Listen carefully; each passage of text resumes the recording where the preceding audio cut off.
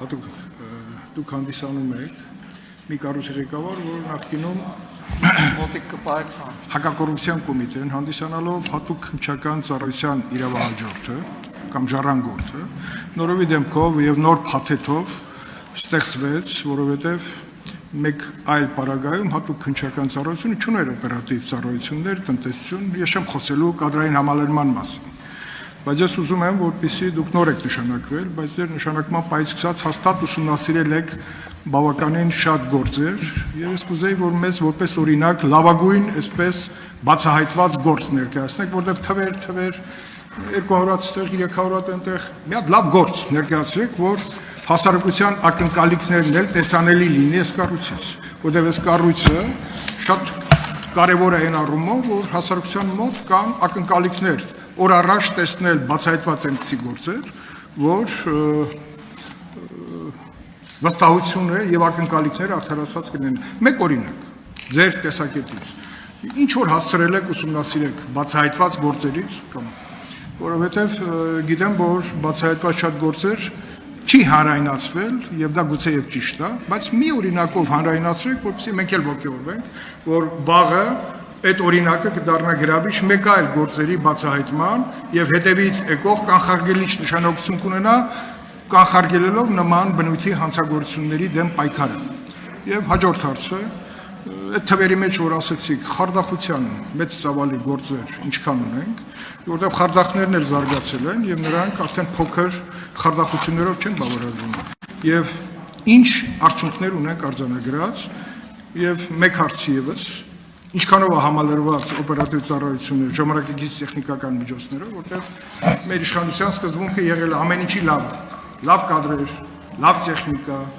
ուսուցում, այս պայդրությամբ համակարգը ինչպես կգնահատեք, որտեղ դուք հիմա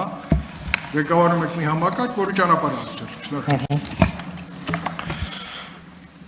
Շնորհակալություն հարցի համար, պարոն Քոչարյան, սկսեմ վերջից հակակոռուպցիոն կոմիտեի օպերատիվ հետախուզական ստորաբաժանումը բավարար չափով հագեցված է տեխնիկական միջոցներով, այդ թվում նաև համապատասխան ծրագրային ապահովումներով, սակայն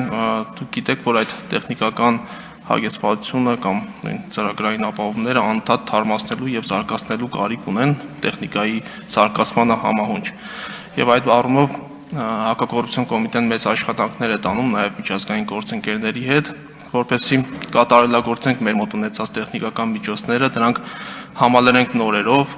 նոր ծրագրեր ձեռք բերենք, որոնք թույլ կտան արդյունավետ պայքարել, հայտնաբերել հնարավոր կոռուպցիոն հանցագործությունները, դրանք բացահայտել եւ նախականխել։ Ինչ վերաբերում է բացահայտված հանցագործությունների դեպքերին, հակակոռուպցիոն կոմիտեի, նշեմ, որ մեր հաղորդման մեջ նշվել են մոտ 10 բացահայտված հակակոռուպցիոն կոմիտեի կողմից բացահայտված հանցագործությունների դեպքեր, տրվել է դրանց նկարագիրը եւ այս դեպքերով նախաքննությունն ավարտվել է, ուղարկվել են դատարան համապատասխան դատաքննության։ Ես չեմ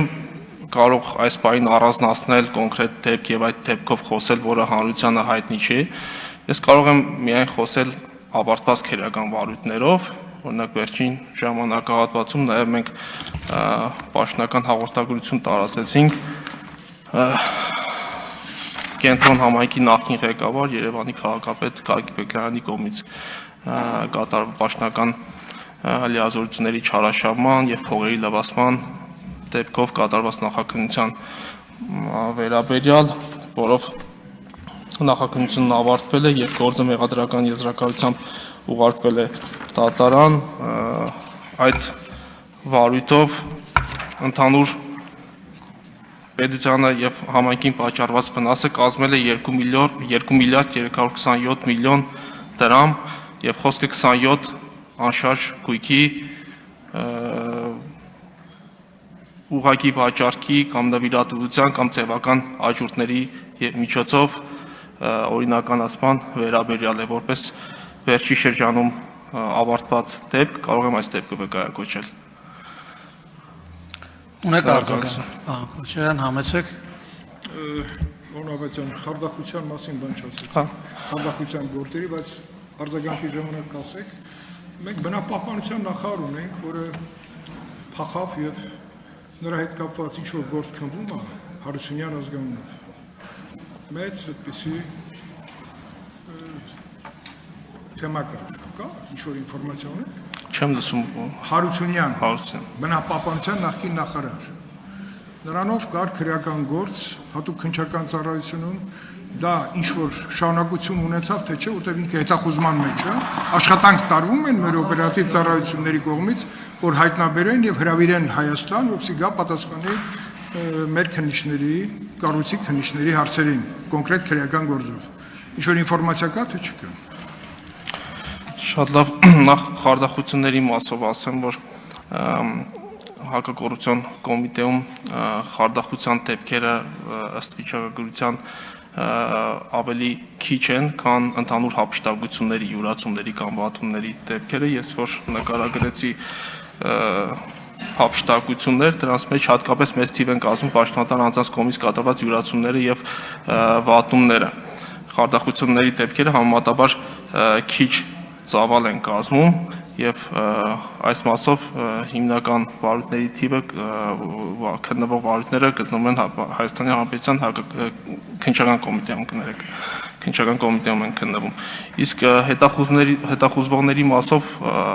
համապատասխան իրավասու մարմինների կողմից վստահաբար կարող եմ ասել, որ